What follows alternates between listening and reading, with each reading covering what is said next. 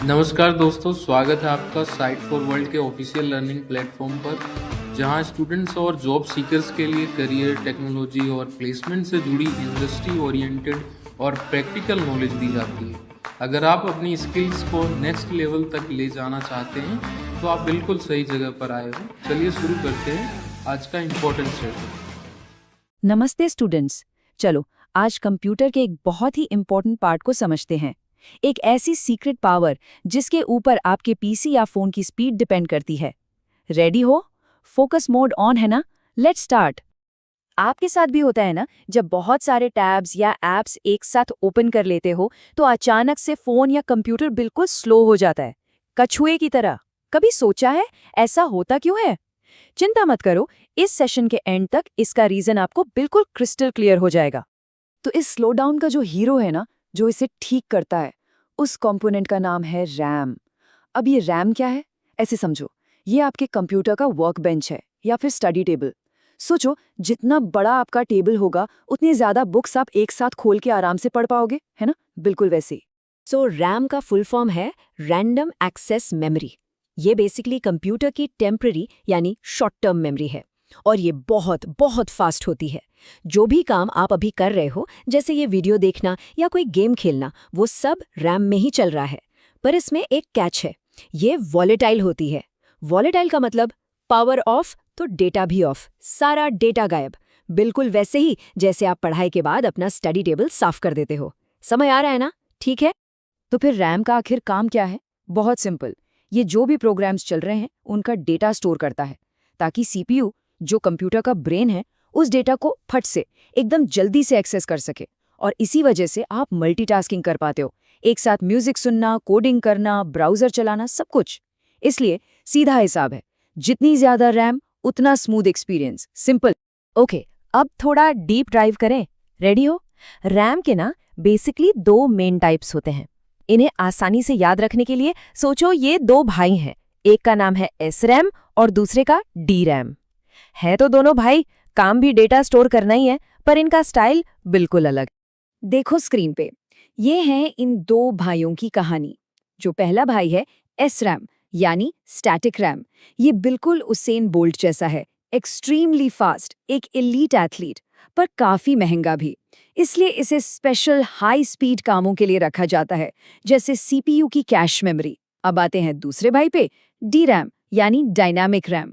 ये उतना तेज नहीं है, पर ये बहुत हार्डवर्किंग और रिलायबल है, सस्ता है, और इसमें बहुत सारी स्टोरेज कैपेसिटी है।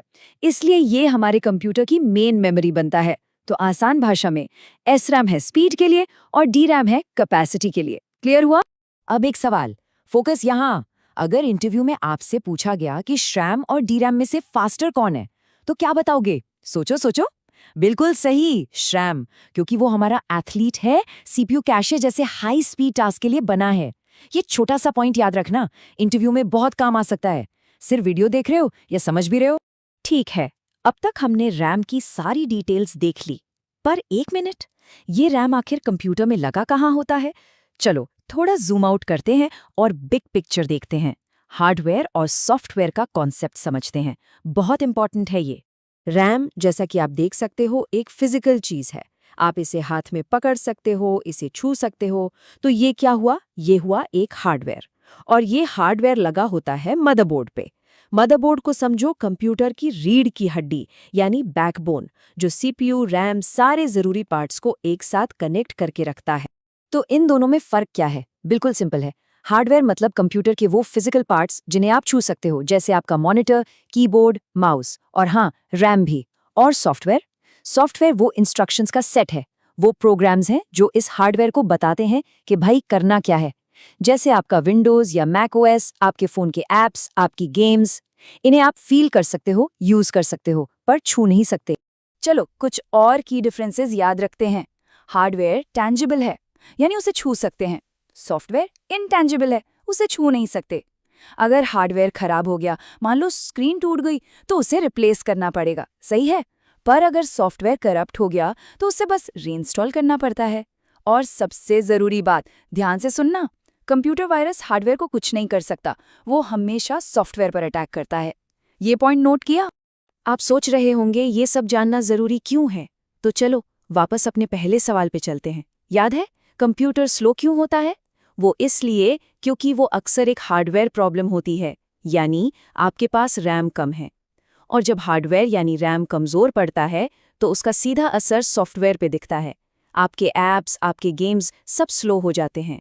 इसलिए हार्डवेयर और सॉफ्टवेयर ये दोनों एक टीम है, एक के बिना दूसरा अधूरा है।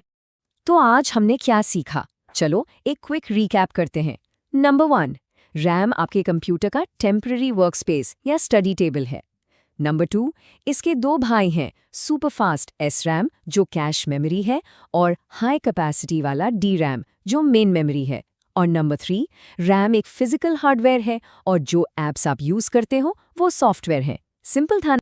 तो अब आपको समझ आ गया है कि रैम इतना इम्पॉर्टेंट क्यों है। तो अब आपके लिए एक छोटा सा एक्शन आइटम। अभी इसी वक्त चेक करो कि आपके फोन या लैपटॉप में कितनी रैम है, 4 GB, 8 GB, 16 GB, और फिर सोचो क्या वो आपके यूज के लिए काफी है। ये छोटी सी इन्फॉर्मेशन आपको अपने डिवाइस को और बेहतर तरीके से समझने में हेल्प करेगी। प्रैक्टिस करोगे ना? तो हमारे चैनल को सब्सक्राइब कीजिए और वीडियो को अपने दोस्तों के साथ शेयर जरूर कीजिए। कमेंट सेक्शन में अपना डाउट या नेक्स्ट टॉपिक लिखना मत भूलिएगा।